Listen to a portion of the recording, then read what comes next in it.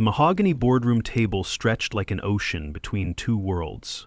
On one side, Japanese executives in $1,000 suits waited with folded hands. On the other, Richard Sterling, CEO of Sterling Technologies, watched his empire crumbling in real time as his translator lay unconscious on the floor. In the corner, invisible as always, Amara Washington pushed her cleaning cart, while her 6-year-old daughter Zara colored quietly beside her. No one noticed the little girl's eyes following every gesture, every bow, every unspoken word that would determine the fate of 500 jobs. No one knew that in 20 minutes this child would do what Harvard MBAs couldn't. What happens when the smallest voice in the room holds the biggest power? Zara Washington was the kind of child people walked past without seeing. 6 years old with hair in neat cornrows that her mother braided every Sunday night, she sat cross-legged in the executive hallway of Sterling Technologies, her second-hand dress clean but faded at the edges.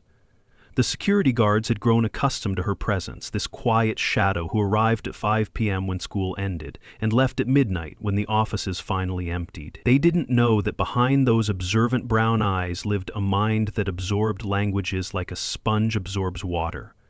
She wasn't just watching the world pass by. She was studying it, learning its rhythms and rules, understanding the unspoken hierarchies that governed these marble halls. While her mother Amara emptied trash bins and polished mirrors that reflected everyone but them, Zara drew in a notebook filled with strange symbols, characters that looked like birds and mountains and flowing water. To the casual observer, it was childhood scribbling. To anyone who understood Japanese, it was poetry. The child wrote haikus about dust motes dancing in fluorescent light, about the loneliness of empty conference rooms, about the way her mother's hands moved with grace despite their exhaustion. But no one looked closely enough to see the miracle happening in plain sight. Mara had been cleaning these offices for 8 years, ever since Zara's father died in a construction accident and left them with nothing but memories and medical bills that seemed to multiply in the darkness. She moved through the building like a ghost, her gray uniform rendering her invisible to the executives, who discussed million-dollar deals while she wiped coffee rings from their desks. They spoke freely around her, as if she were furniture, discussing layoffs and mergers and stock options while she emptied their trash. They never considered that she had ears, that she had feelings, that she went home to a daughter who asked why some people's dreams mattered more than others. But Zara saw everything. She saw how Mr. Sterling's hands shook before big meetings, how he kept a photo of his own daughter hidden in his desk drawer and looked at it when he thought no one was watching. She saw how the Japanese clients always paused at the water cooler, reading the motivational posters with confusion, their faces polite masks hiding cultural disconnection. She saw how languages were more than words. They were bridges between hearts, and most people here were terrible at building bridges. They shouted across chasms when they should have been laying stones. In her small backpack tucked between a juice box and crayons lay a photograph worn soft at the edges. Her grandmother in a nurse's uniform, standing proudly outside Howard University in 1962. The woman in the photo had eyes just like Zara's, eyes that had seen too much but refused to stop hoping. "We come from translators," her mother would whisper when the world felt too heavy, when the rent was due and the refrigerator was empty. "Not of languages, baby, but of hearts. We help people understand each other. That's our gift, our burden, our purpose." Zara didn't fully grasp what that meant, but she held on to those words like other children held on to teddy bears. They were her inheritance, more valuable than any trust fund. Tonight, Amara moved more slowly than usual, her shoulders carrying the weight of a phone call she'd received that afternoon. The property management company was raising rent again. The third time in 2 years.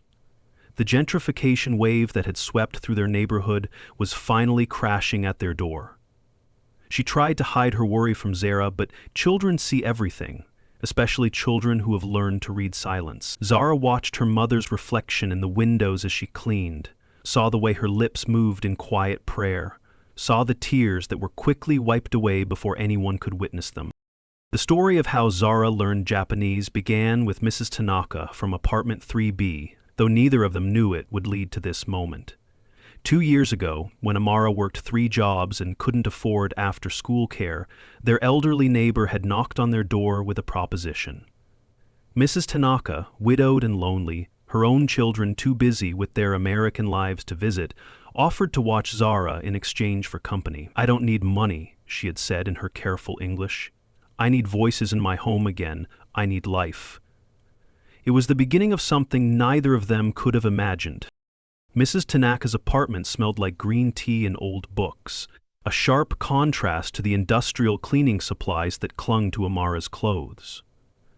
While other children watched cartoons and played video games, Zara sat at Mrs. Tanaka's kitchen table, learning to hold chopsticks properly, learning that respect was shown in small gestures, learning to draw hiragana characters with a patience that surprised them both. "Mizu," Mrs. Tanaka would say, pouring water into delicate cups that had survived 3 generations and an ocean crossing. "Mizu," Zara would repeat, her small voice wrapping around the sounds like a gift being carefully packaged. What started as simple childcare evolved into something magical. Mrs. Tanaka discovered that Zara possessed something rarer than intelligence.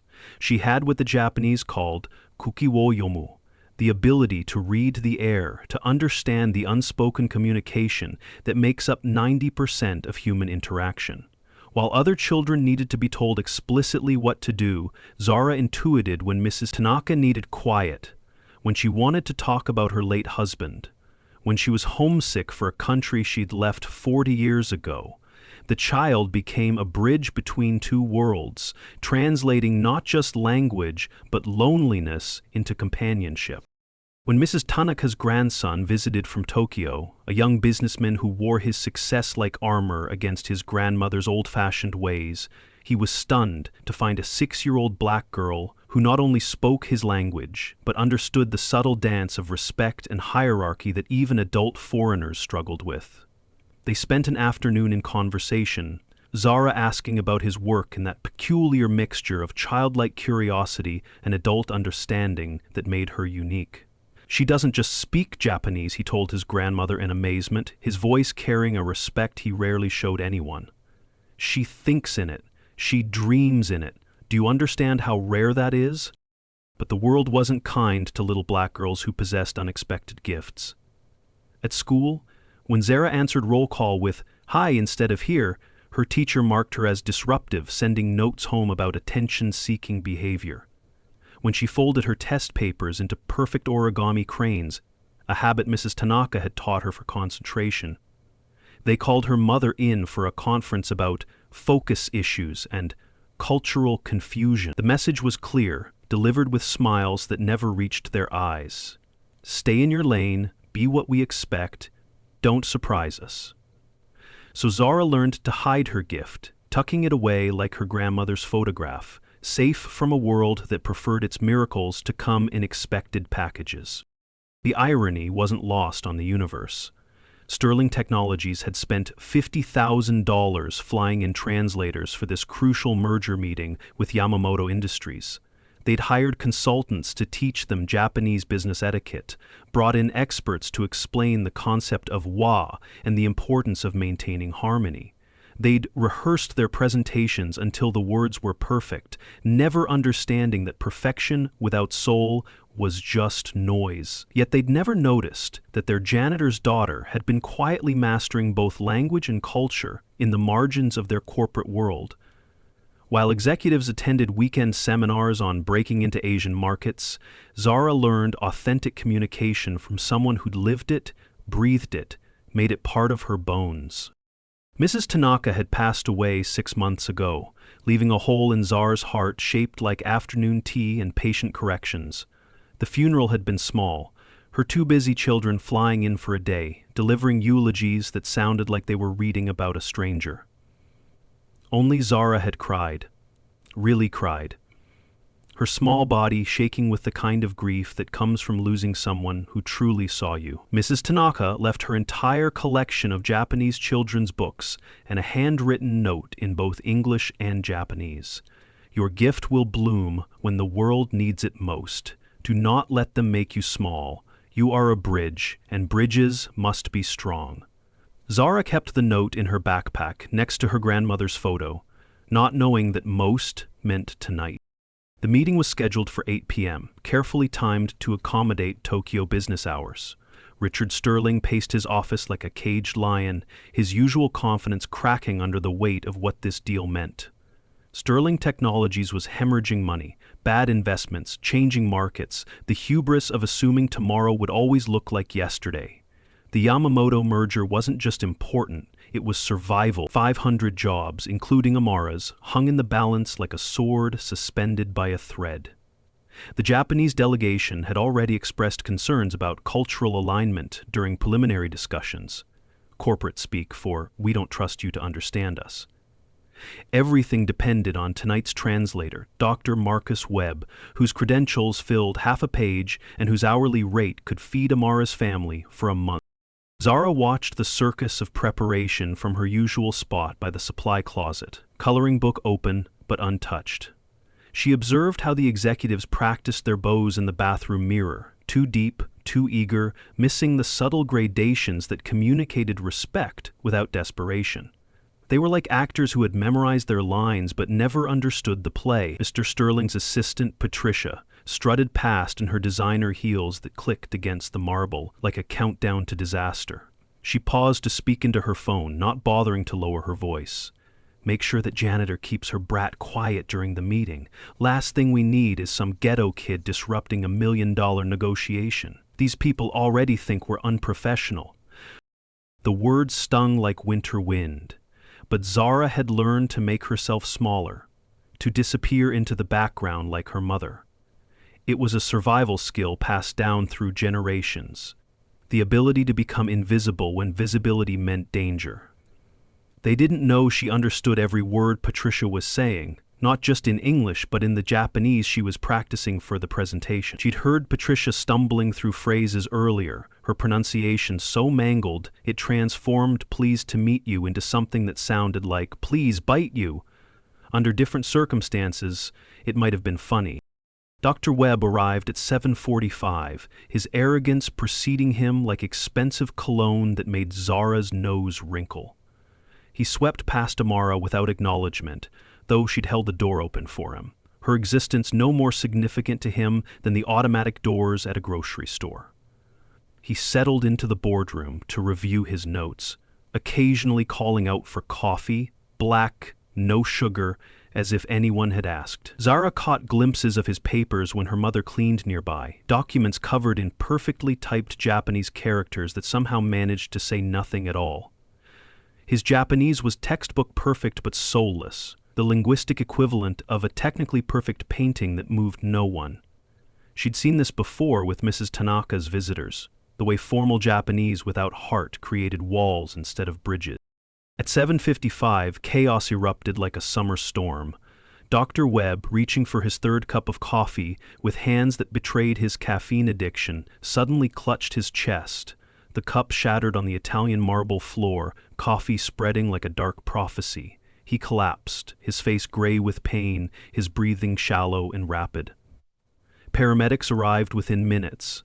A mild heart attack, they said. He'd be fine, but needed immediate hospitalization. As they wheeled him past on a gurney, Zara heard him wheeze to Mr. Sterling. "The presentation, my notes, anyone else speaks Japanese."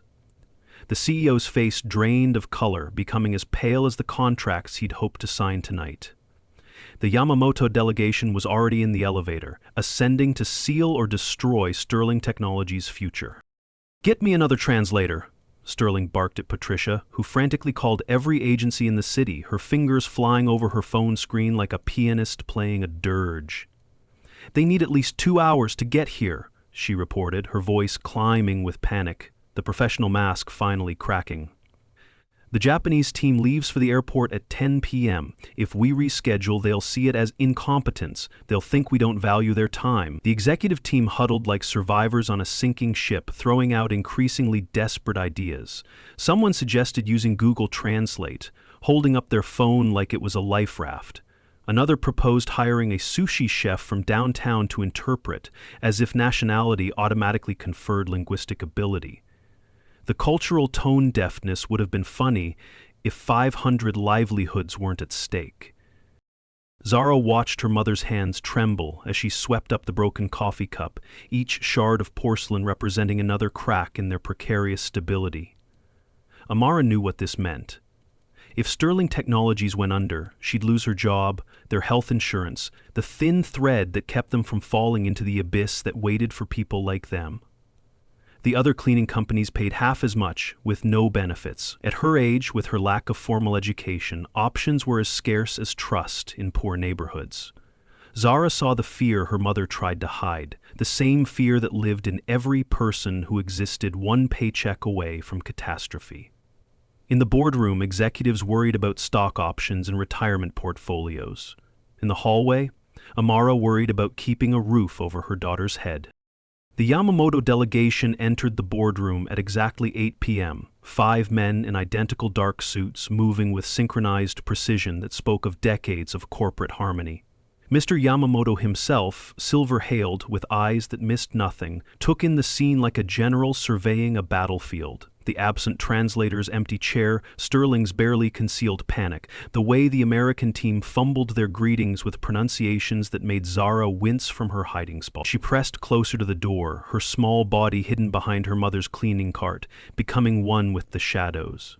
Through the glass, she could see Mr. Yamamoto's micro-expressions, the subtle tightening around his eyes that Mrs. Tanaka had taught her to read like sheet music. Disappointment, the old woman would have said, but also curiosity. He's waiting to see if you're worth his time. Sterling attempted to explain in English, his words tumbling over each other like scattered pearls, each one valuable but useless without the string to connect them. Our translator, medical emergency, utmost respect for your time. The sentences fragmented under pressure, his usual eloquence deserting him when he needed it most. The Yamamoto team exchanged glances that needed no translation, a silent conversation conducted in raised eyebrows and slight head tilts. One of the younger executives checked his watch pointedly, the gesture as loud as a shout. Another pulled out his phone, likely alerting their driver to prepare for an early departure. The death spiral had begun, and everyone in the room knew it except for the 6-year-old girl whose heart was racing with a different kind of knowledge. She understood every word the Japanese team murmured among themselves, conversations they assumed were private, protected by the barrier of language. Another American company that doesn't take us seriously, one said, his voice carrying the weariness of too many similar meetings. They couldn't even manage a backup translator, another added. How can we trust them with a multi-million-dollar partnership? The most damning comment came from Mr. Yamamoto himself, spoken so quietly Zara had to strain to hear. Perhaps we should consider the German offer instead. At least they show proper preparation. Zara felt her legs moving before her mind caught up, her body responding to an imperative older than thought. She tugged on her mother's uniform, whispering urgently in the mix of English and Japanese that had become her secret language. "Mama, I can help. I understand them. Please." Amara's eyes widened with the kind of fear reserved for black mothers who knew the world's cruelty toward their children, who had seen dreams crushed under the weight of other people's assumptions. "Baby, no. Stay quiet. This isn't our place."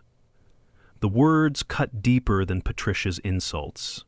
Even her mother, who loved her fiercely, who would give her life for her daughter, didn't believe she belonged in that room. Through the boardroom glass, Zara watched Mr. Sterling's final desperate attempt like watching a man try to fly by flapping his arms. He pulled up Google Translate on his laptop, typing furiously and showing the screen to Mr. Yamamoto. The resulting Japanese was so mangled that one of the younger executives actually coughed to cover a laugh. It was like watching someone perform brain surgery with a butter knife, the tool completely inadequate to the task. The translation program had turned "we value your partnership" into something that roughly meant "we price your friendship meet." The Yamamoto team stood in unison, the meeting officially over. 500 jobs, including her mother's, rose with them. Zara's hand found the photograph in her backpack, her grandmother's proud face staring back across decades, across struggles that made today's seem small. We come from translators of hearts. We help people understand each other. The words echoed in her chest, fighting against the voice that said she was too small, too young, too black, too unexpected. She thought of Mrs. Tanaka's note, the paper soft from being read so many times. Your gift will bloom when the world needs it most. If not now, when? If not her, who? The executives had tried everything except the one thing that might work: authentic connection. Her mother was already pushing the cart away, shoulders bent with defeat, the weight of their future pressing down like a physical force. Zara saw it all in a moment of clarity that comes when everything hangs in the balance. Eviction notices typed in cold legalese, food stamps that never stretched far enough, her mother's tears hidden behind closed bathroom doors where she thought Zara couldn't hear. She saw other families too, 500 versions of their story playing out across the city. Children going to bed hungry, parents working 3 jobs and still falling behind, dreams deferred until they rotted, all because the powerful couldn't bridge a gap that she'd been crossing every day for 2 years.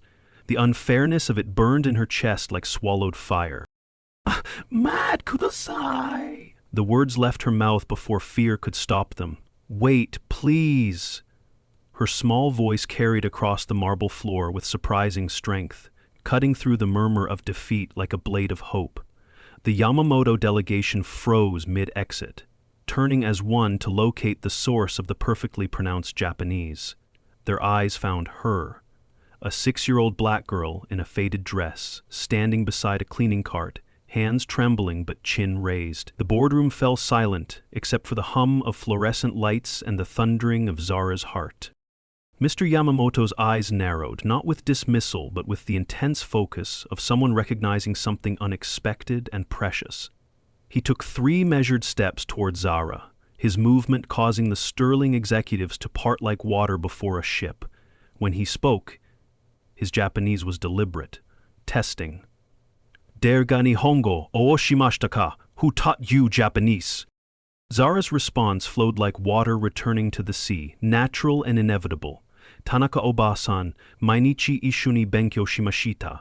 Oba-san wa itsumo kotoba yori kokoro ga taisetsu to imashita. Grandmother Tanaka, we studied together every day. Grandmother always said the heart matters more than words. The mention of his late cousin's name made Mr. Yamamoto's composure crack slightly, like ice beginning to thaw. Mrs. Tanaka had told Zara stories of her successful nephew in Tokyo, the one who sent money but never visited, never imagining their paths would cross like this. My God, Sterling whispered, the words barely audible. The janitor's kid speaks Japanese. Without waiting for permission, because permission was something people like her never received anyway, Zara walked into the boardroom. Her small figure was dwarfed by the massive table and high-backed chairs designed to intimidate, but she moved with the quiet confidence Mrs. Tanaka had taught her. She bowed properly to each member of the Japanese delegation, not the awkward, too deep bows the Americans had attempted, but the precise angles that communicated respect without servility, acknowledgement without submission. Years of practice in Mrs. Tanaka's living room guided her movements, muscle memory overcoming fear. Then she did something that made Mr. Yamamoto's eyes widen with recognition and perhaps regret. She pulled out her notebook and showed him a page of hiragana characters, written with the careful strokes Mrs. Tanaka had taught her. The old woman's influence was visible in every line, her patient guidance immortalized in ink. I practice every day, she said in Japanese, her voice growing stronger, because Tanaka grandmother said language is a bridge, and bridges must be built with patience and love. She said you were very busy but very kind. She was proud of you. The Yamamoto team exchanged glances of amazement, the kind of look people share when witnessing something that shouldn't exist but does. The youngest executive whispered to his colleague, forgetting that Zara could understand. She speaks better Japanese than most of our American partners. And she knew Tanaka-an? But Zara wasn't finished. She turned to Mr. Sterling, switching to English with the same fluidity water shows when finding its course. Mr. Sterling, Yamamoto-san's team is concerned about cultural understanding, not just profit margins. They need to know you see them as partners, not just money. May I tell them about the jobs this will save? About families like mine? For the first time in his career, Richard Sterling stepped aside for a 6-year-old. The gesture was small but monumental, an acknowledgement that sometimes wisdom comes in unexpected packages. Zara faced the Japanese delegation and began speaking, her voice growing stronger with each word like a flower turning toward the sun. She told them about her mother, who worked 2 jobs to keep them afloat, whose hands were rough from chemicals but gentle when braiding her daughter's hair. About the security guard Mr. Jackson, who was putting his daughter through college, the first in his family to go. About Patricia, yes, even Patricia, who sent money to her sick mother in Florida and cried in the bathroom when she thought no one was listening. She painted Sterling Technologies not as a corporate entity, but as a collection of human stories, each one dependent on the bridge being built in this room.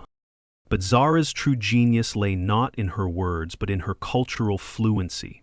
When Mr. Yamamoto mentioned concerns about American business practices, she responded with a Japanese proverb about mutual benefit, one Mrs. Tanaka had taught her while making tea. When discussions turned technical, she translated not just language but intent, helping Sterling understand that Yamamoto's questions about company harmony were really about long-term stability, not organizational charts. She became what Dr. Webb, with all his credentials, could never be: a true cultural interpreter, building understanding between hearts, not just words.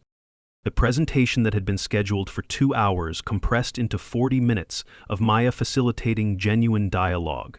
She helped Sterling understand that Mr. Yamamoto's initial coldness wasn't rudeness but caution, the protective shell of someone who'd been burned by cultural misunderstandings before. She helped Yamamoto see that Sterling's desperation wasn't greed, but genuine care for his employees, the kind of loyalty that transcended profit margins. Watching her work was like watching a master weaver create tapestry from tangled threads, each movement purposeful, each connection strengthening the whole.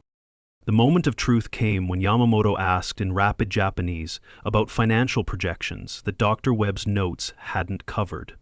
The question was complex, full of technical terms that would have challenged an adult translator. Zara turned to Sterling, her small face serious. He needs to know about the 5-year sustainability plan, not just quarterly profits. In Japanese business culture, they're investing in relationships, not just returns. Show him how you take care of your people. Sterling pulled up different documents, ones that showed community investment and employee development programs. As Zara translated, her voice carried the weight of 500 futures. She explained how Sterling Technologies supported local schools, how they'd kept employees during downturns even when competitors hadn't. She made the numbers human, gave the statistics heartbeats. When she translated the employee retention rates, she added context the slides couldn't provide. Like Mr. Jackson, who has worked security for 15 years, his daughter will graduate next spring because of the tuition assistance program. At 9:15 p.m., Mr. Yamamoto stood again, but this time with a different energy. The room held its breath as he looked at Zara for a long moment, seeing perhaps not just the child before him, but the woman who had raised his cousin's memory like a torch. Then he spoke in Japanese. Tanaka-san was my cousin. She wrote to me about a remarkable child she was teaching. I never imagined. His voice carried regret, for visits never made, conversations never had. He turned to Sterling, switching to accented English. We will proceed with the merger, but I have one condition. The room held its breath. This young lady must be present at all future meetings. She understands something our expensive consultants do not, that business is about human connection. The boardroom erupted in subdued corporate celebration, handshakes and relieved sighs, but Zara noticed only her mother's tears. Amara had pressed herself against the door frame, watching her baby save 500 jobs, with words and wisdom that shouldn't have existed in someone so young. When their eyes met across the room, Zara saw something new in her mother's gaze. Not just love, but recognition. Her daughter hadn't just translated languages, she'd translated hope into reality. Mr. Yamamoto approached Amara with the same respect he'd shown his board of directors. He bowed slightly, acknowledging her humanity in a way few ever had. "Your daughter honors you," he said simply, his English careful but sincere. "And she honors my cousin's memory. We would like to establish a scholarship in Tanaka-san's name for children who build bridges between cultures. Zara will be our first recipient." He handed Amara his business card with both hands, a gesture of profound respect that made her hands shake as she received it. "She has a gift that money cannot buy, but education can nurture." As the Japanese delegation left, each member bowed to Zara, not the polite half-nods given to children, but the genuine acknowledgement offered to equals. One of the younger executives knelt to her level and said in Japanese, "You saved more than jobs tonight. You saved faith in human connection." Sterling, humbled in ways his MBA never prepared him for, knelt to Zara's eye level. His eyes were wet, though he tried to hide it. "Thank you," he said simply. "You saw what none of us could see. You were the bridge we couldn't build." He turned to Amara. "Your position here is secure with full benefits and a substantial raise. And if you're willing, we'd like to discuss educational opportunities for Zara, private school, tutoring, whatever she needs." Later, as the building emptied and Amara finished her shift, her last shift at that pay rate, Zara sat in the same spot where she'd spent countless invisible evenings. But something had changed. The security guard, Mr. Jackson, stopped by, his eyes bright with unshed tears. "My daughter gets to graduate because of you," he said simply. Patricia, passing by with her designer bag and perfect makeup, slightly smudged, paused and whispered, "I'm sorry, I was wrong." "You're remarkable." Even the building itself seemed to breathe differently, as if acknowledging that sometimes the smallest voices carry the greatest truths. Zara pulled out her grandmother's photograph one more time, studying the proud face that had passed down strength through generations. "We come from translators," she whispered to the image, "of hearts, not just words." Tomorrow she would return to being a 6-year-old girl in a world that underestimated her. There would still be teachers who marked her as different, people who saw her color before her character, systems designed to keep her small. But tonight she had proven what Mrs. Tanaka always knew, that bridges built with patience and love can bear any weight, that understanding between hearts transcends any barrier humans can construct. The scholarship would change their lives, but more than that, the recognition would change Zara's understanding of her place in the world. She wasn't meant to be invisible. She was meant to be a bridge, to stand in spaces others couldn't reach and connect worlds others thought incompatible. As she tucked the photograph away, she felt Mrs. Tanaka's presence like a warm hand on her shoulder, heard her voice in the whisper of memory. "Never let them make you small, Zara-chan. You are vast like the ocean, connecting distant shores." Sometimes the most powerful person in the room is the one nobody notices until they speak. In a world quick to judge by appearances, have you ever overlooked someone's hidden gifts?